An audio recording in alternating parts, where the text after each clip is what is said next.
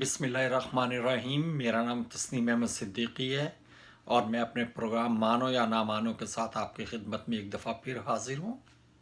अगरचे मुल्क में रोज़ कोई ना कोई नया फ़साद, कोई ना कोई नया मुतालबा और कोई ना कोई नया मसला जन्म लेता रहता है, लेकिन फिर भी इसमें से कुछ मसाइल ऐसे होते हैं जिन्हें के डिस्कस करने की ज़रूरत लाजमी पड़ जाती है। सबसे पहला तो इस वक्त जो मसला चल रहा है वो चल रहा है पाकिस्तान पीपल्स पार्टी के मुबैना चेयरपर्सन जनाब आसिफ अली जरदारी की बीमारी और उनका मंजर आम से गायब होना।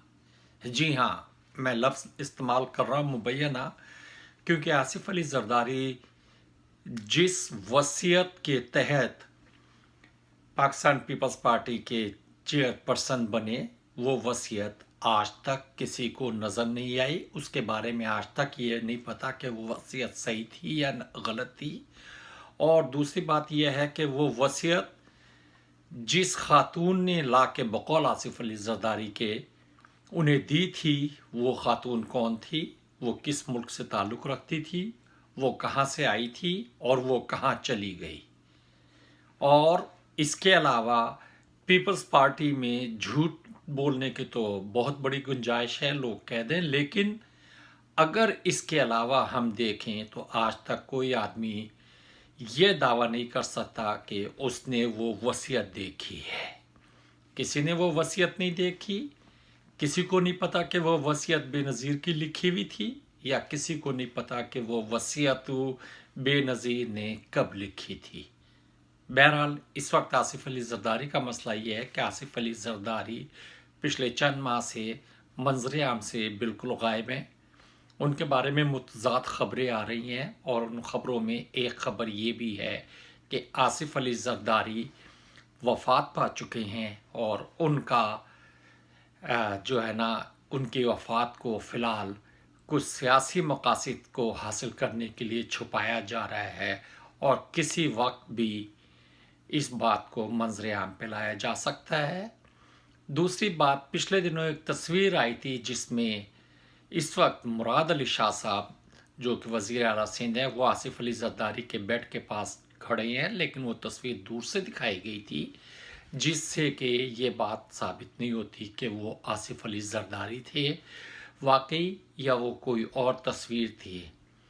तीसरी चीज़ ये है कि पाकिस्तान पीपल्स पार्टी के पंजाब के रुकन कमर जमा कायरा साहब ने भी आसिफ अली जरदारी के एक पैगाम का जिक्र किया, टेलीफोनिक पैगाम का, जिसमें उन्होंने अवाम को मुत्तहिद रहने का और पीपल्स पार्टी को मुत्तहिद रहने का कहा। कमर जमा कायरा साहब जो हैं वो वैसे ही अल्लाह ताला का शुक्र है कि वो सब कुछ बेच बाच के, अपना दीन, मज़हब, असूल सब कुछ बेच के वो सिर्फ पीपल्स पार्टी की बात करते हैं।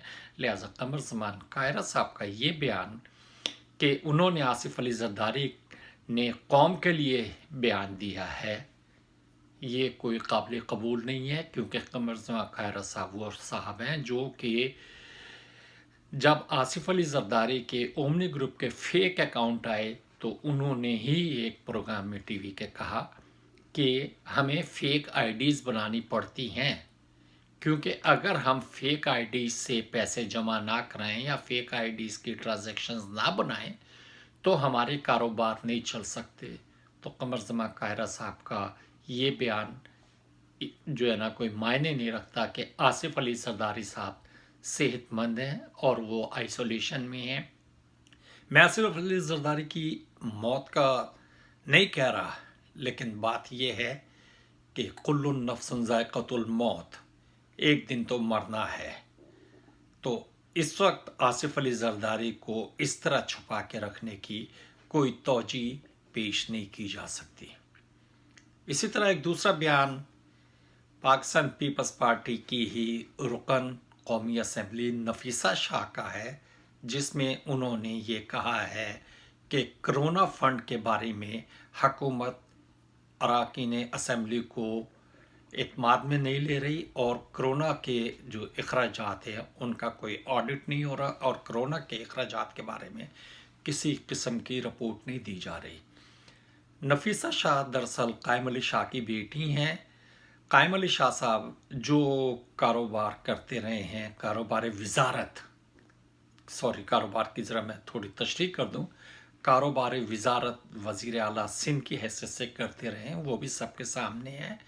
नफीसा शाह का ये बयान कि उन्हें इत्माद में नहीं लिया जा रहा, तो नफीसा शाह आप सिर्फ इतना बता दें कि पहले सिंध में 8 अरब रुपए खर्च करने का बयान दिया गया और उसका ये बताया गया कि जी हमने 8 अरब रुपए खर्च किए, लेकिन हमने क्योंकि अवाम की इज़्ज़त नफ्स को मजरूह नहीं करना था, लिहाजा हमने ये ऐलान नहीं किया, ये तस्वीर नहीं हुई। और उसके बाद जब अदालत ने इस्तफसार किया तो वो 8 अरब की रकम 1 अरब रुपया बन गई और उसका भी कोई जवाब नहीं दिया। जबकि पोजीशन ये है कि सिंध में तो अगर गटर के ऊपर ढक्कन भी लगाया जाए तो 5 आदमियों की तस्वीर बनाई जाती है। अगर किसी आदमी को हाथ धोने के लिए साबुन भी दिया जाए तो 4 आदमियों की तस्वीर बनाई जाती है।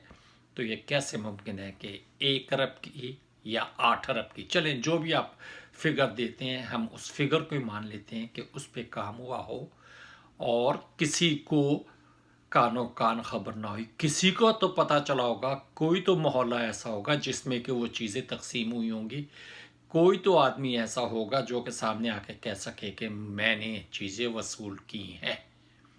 तो ये भी नफीसा शाह का बयान कुछ अजीब सा लग रहा है। इसके बाद ज़रा पंजाब में आ जाते हैं।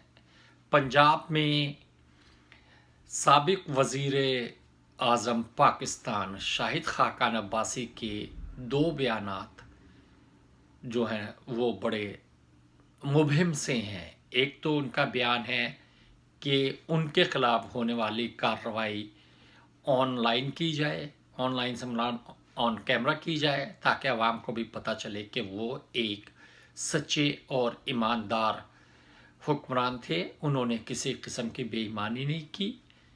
और दूसरा उनका मुतालबा ये है कि नैब को तोड़ दिया जाए, नैब को ख़त्म कर दिया जाए, ये काम नहीं कर रहा।